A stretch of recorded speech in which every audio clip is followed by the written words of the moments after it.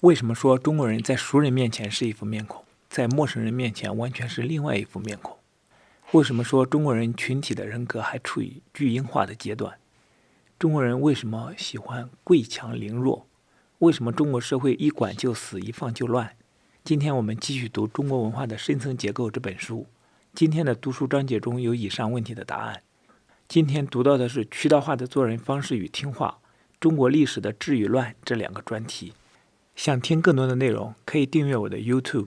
读完这本书之后，我还会就中国文化这个专题去读更多的书，以帮助自己查杀掉头脑中的中国文化病毒，早日跃迁到现代文明状态。让我们开始吧。渠道化的做人方式，作者在国内时，凡是与人第一次交谈，10次有9次对方总是一开口就要弄清楚3个问题：我的年龄，我是教授还是学生，我结婚了没有。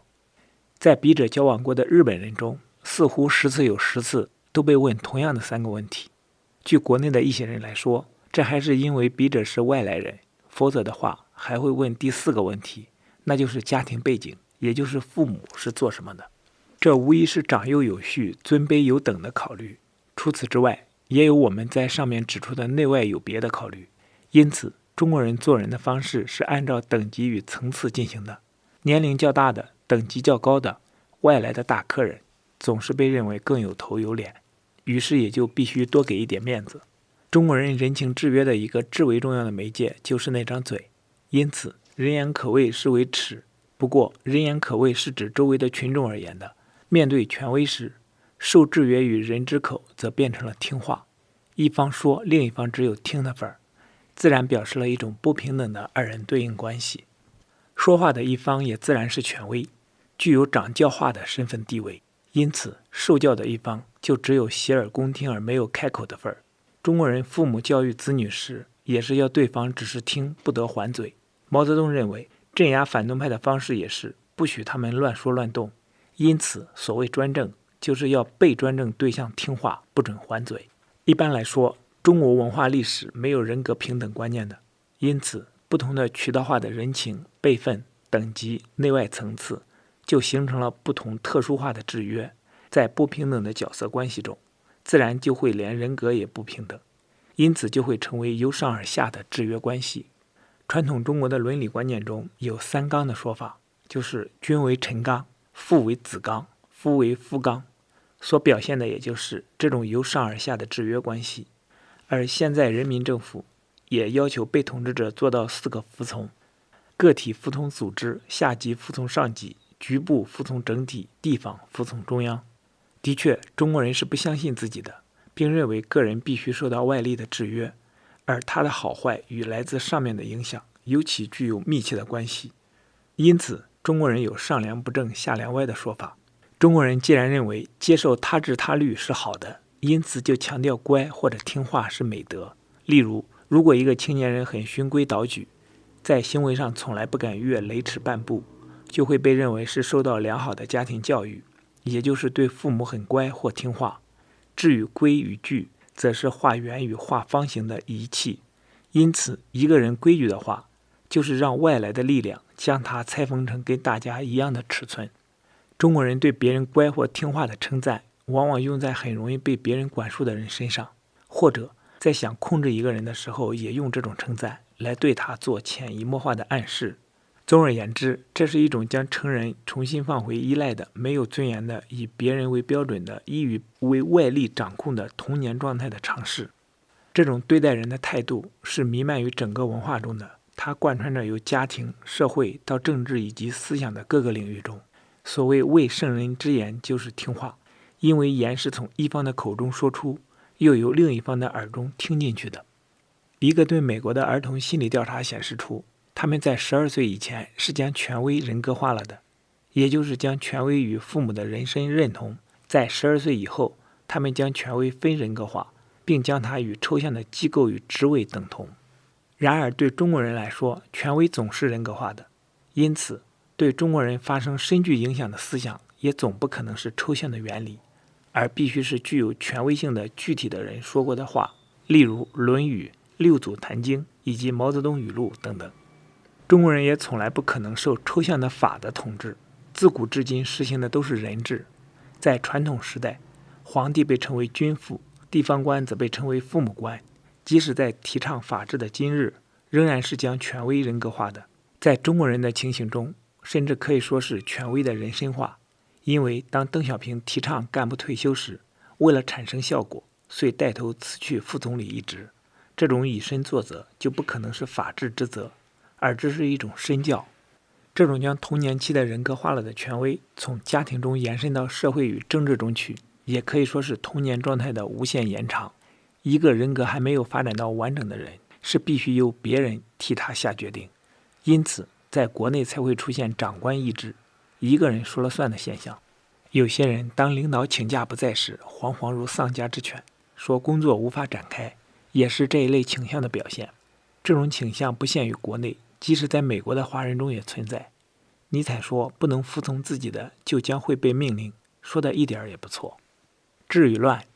我们在前面曾经指出，中国人在能够制约自己的人面前，也就是在双方心意有到对方身上的人际关系中，持有的态度总是很礼让的，处处以对方为重，自己一方即使多吃一点亏也无所谓。然而只要越出了这个渠道化的二人一对的关系，就不用面对对方，因此就不用给对方面子，对方的人言也不可畏了，也就是可以无耻，即使自己这一方做的不对，也不用觉得对不起对方。因此中国人在必须做人以及不用做人的场合是两种完全相反的态度。在国内的公共汽车上，如果是熟人，中国人在坐到了位子后就必定应该让给你去坐。如果不是熟人，即使那张位子在你面前，你只要动作慢了一点，他就会三步并作两步地抢了过去。你在提箱子的时候，如果是跟熟人一起走的话，他就一定要抢过去替你拿。然而如果是不熟的人，即使在走路时他用箱子将你撞痛，也不会道歉。在国内，在公共场合如马路上、公共汽车上发生的争吵，则更是每天发生。中国人在可以制约自己的人面前，可以吃很多亏而没有一点反抗，但是在不能制约自己的人面前，总是很容易为一点小事而无名之火冒三丈。有时别人无意碰了他一下，就恶语相向。不过话又再说回来，碰的人也很少去道歉。有一次我看见一个人骑自行车碰到了另外一个人，对方已经痛得龇牙咧嘴地弯下了腰，骑车者为了顾全自己的面子，反而强词夺理地说对方的不是。因此中国人只要被放在可以将气出在别人身上的岗位上，例如守闸的、把门的、穿制服管理别人的，就很容易有辱骂别人的行动。在解放以前，军阀与国民党时代的士兵与警察都可以随意鱼肉老百姓，因为一旦自己穿上了制服，就造成对方无还手之力的形势，就可以随便对老百姓吆五喝六，请他们吃耳光，甚至拳打脚踢。平时读书的时候，我很少加入自己的看法，但是读这个章节的时候，让我想起了红卫兵、白卫兵，尤其是当前防疫的时候的白卫兵，一言难尽啊。中国人呈现出来的总是一个他治他律而不是自我组织的人格，因此在今日心已经死掉了的情形中，就必须诉诸外在的机械的制约。在排队上车时，就必定要有2-3纠察队员在场，否则大家就会使用打架或者暴动的方式来上车。这种儿童化而需要外力来纪律约束的倾向，在我与长江轮上目睹的一幕活剧中更是表露无遗。有一天晚上，在船上饭厅中放电影，在还没有开始放映以前，场内的中国乘客就为了抢位子而起了哄，他们彼此推推拉拉，有的则坐到了台子上，而且不论大人小孩与老人，都是一副嘴脸。结果只有在船上穿制服的乘警大声斥责之后，才乖乖地平息了下来。这一幕也是在外籍人士眼前发生的。在今日，中国人对同等级的陌生人的人言已经不觉得可畏，只对带臂章的或者穿制服的做出机械式的服从。只要没有人看见，中国人就有不守规矩的倾向。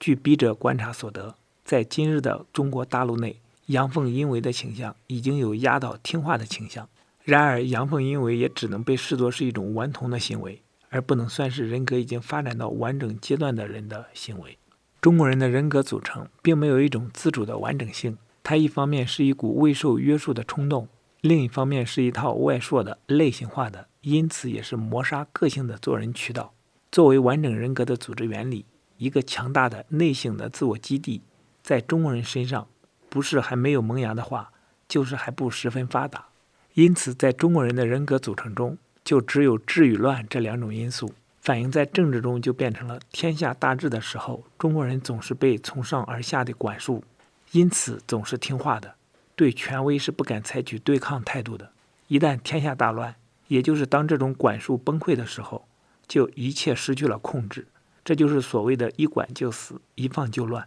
中国文化里是否有内省的人格？中国人的为人在很大的成分是由自己四周的人来给自己下定义的，因此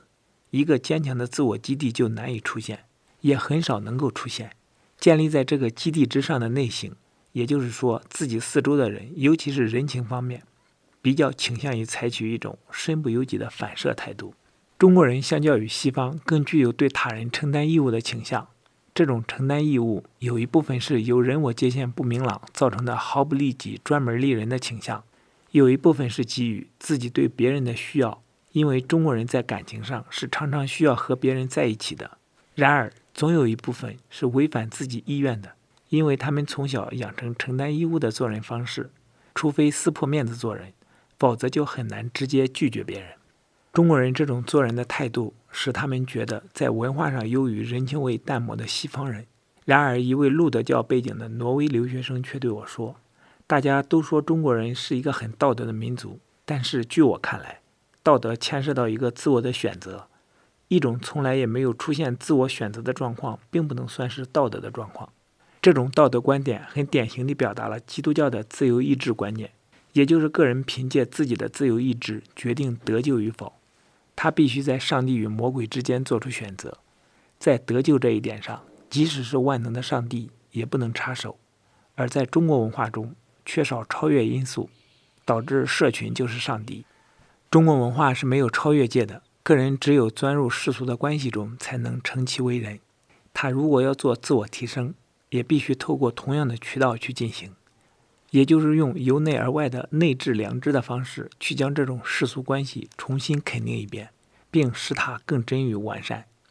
而士大夫阶层的绝大部分是适应这个世界的，只有绝少一部分人是透过内省的方式去批判它的。